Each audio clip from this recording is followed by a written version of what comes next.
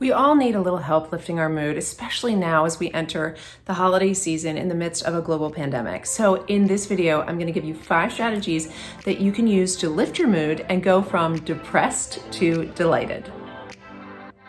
Hey, it's Lisa Roulette, and I help women be self-powered and successful in life and love. If you dig this video, please like, comment, share, because that's how you help me grow the channel. And make sure you hit that bell so you can be notified every time I release a new video.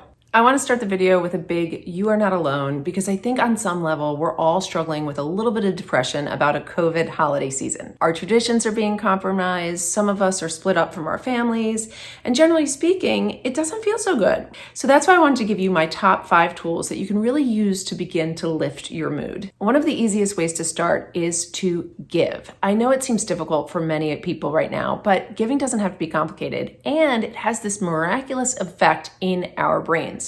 Each time we give, hormones like oxytocin, dopamine, and serotonin secrete, and we feel this helper's high, which is really healing to our mood and our overall long-term mental and emotional well-being.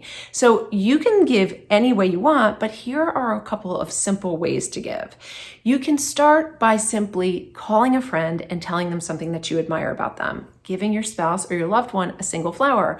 Maybe even just give a shout out to your morning barista at your local Starbucks, telling them that you're thinking about them and that you're wishing them really, really well this holiday season. But each time we give, we connect to our community and we really feel enlightened and enlivened inside. So give and give often. The next thing you can do is to sweep your space with more than just a broom. Now, by sweep your space, I mean take a look around where you spend the most time. If we live in clutters or messes, we can prohibit the flow of vital energy through the room and through ourselves. So maybe clean things up a little bit, look for some feng shui material, and see what you can get rid of to increase the energy flow through your rooms. You'll also want to look at your lighting. Really common when lighting can affect our mental and emotional moods quite a bit. In fact, it can have a lot of long-term damage. So areas that are not well lit or lit with fluorescent light, you want to change that. There's lots of seasonal lighting tools on Amazon, so take a look at those. And finally, as you're considering your environment, look around for some mementos, relics, or memories that you have out this season that might not be serving you very well. I know for me, I have a lot of things around the house that remind me of my brother and my late husband. So while during the year they can bring me a lot of joy, during the holidays they become a source point of grief. And while I'm not trying to ignore the grief, I'm also just trying to get through the holidays. So you might want to clean up your space and put Aunt Betty's rocking chair away in the attic just until the holidays are over. The next thing I want to encourage you to do is to practice magic. Years ago, at the start of my healing journey, I came up with a magic formula that helps me to reduce anxiety and lift my mood anywhere, anytime. Not only was it extremely helpful on the healing journey, but it's also helped me to create a life I love, and I still use it every single day. Magic formula is my gift to you, and I'll put a link to it in the description of the video below. Make sure you grab it because it will help you on so many levels. The next thing I want to encourage you to do is to get self-centered. Yes, I said self-centered, but I don't mean selfish or self-serving. To be self-centered is to be in the center of self, which is important because remember, we are a physical body that takes up space, an emotional body that feels, a mental body that thinks, and a spiritual body that is connected to so much more than we can even understand. And sometimes these bodies are very disconnected. Our minds typically go in a direction we don't want them to go. We tend to ignore the wisdom of our emotions. We feel very disconnected spiritually unless we're having a spiritual practice.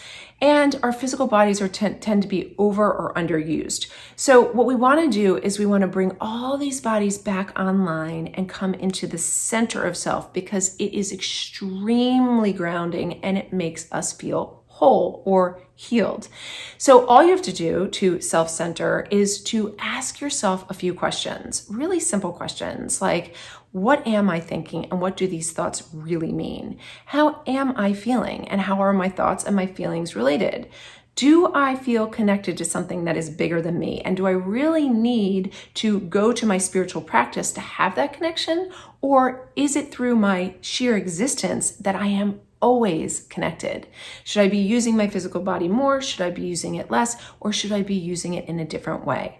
By asking ourselves these questions of the 4 bodies, we really come back right into the center, and we can get all those bodies on the same playing field and feel grounded and whole more often.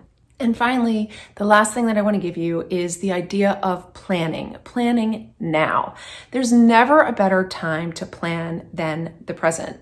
I know a lot of women I work with don't really plan, which isn't a really good thing. We need some strategy behind our life. We need to know where we're going, not just where we want to go, but how we're going to get there. And when we start planning, the most important thing to consider is our relationships. I know that might seem weird because you might think, well, no, I want to start with my financial goal, my fitness goals. But the reality is your relationships affect everything from your wallet to the way you look and feel. Relationships are the co-creative mechanism that everything in our life unfolds from. And so if we can start with our relationships, we'll find that there are relationships that need to be healed, that need to be nurtured, that need to be made, that need to be improved, and there's going to be some that need to be let go of.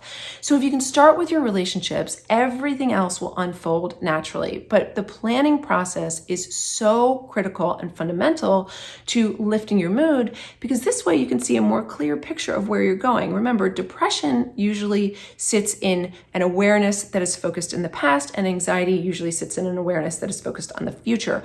But as we plan, we bring the past, present, and future into one beautiful co-creative moment. And if you focus on those relationships first, you'll realize that you can make relationships that uplift you into your future. And if you make the right relationships, when you can't lift yourself up, you will be lifted. Together, let's keep in mind that there are so many people struggling right now, so be sure to check in with your loved ones and share these tools with people you know, or share your own tools from your own toolbox. Look out for the ones you love, and the ones will look out for you. I'm wishing you a very happy holiday season and lots of joy, peace, and love.